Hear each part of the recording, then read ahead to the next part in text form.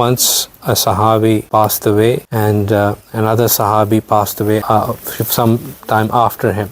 And another Sahabi saw those two Sahaba in his dream, and he saw that the Sahabi who had passed away later was in higher status in Jannah compared to the Sahabi who had passed earlier. So he went to Rasulullah and he said that, Ya Rasulullah, I saw this dream, but I am a bit perplexed, because the Sahabi who had passed earlier, he was a Sahabi who had died in jihad, he was a shaheed. So in my mind, his status should have been higher than the Sahabi who had died later, but he had died in his bed out of some illness. So Rasulullah said that, did that Sahabi not get an extra Ramadan who had died later? So the fact that he had an extra Ramadan to pray and to do his worship and to do his fasting and to do his nawafil and to do his qiyam and do his tarawih and do his Quran in that month gave him a status higher than the Sahabi who had died in the battle as a shaheed. That's the value of Ramadan. Every second of Ramadan is full of rewards. Ramadan is a month which is there as a multiplier. It's a month that is there purely to gain rewards.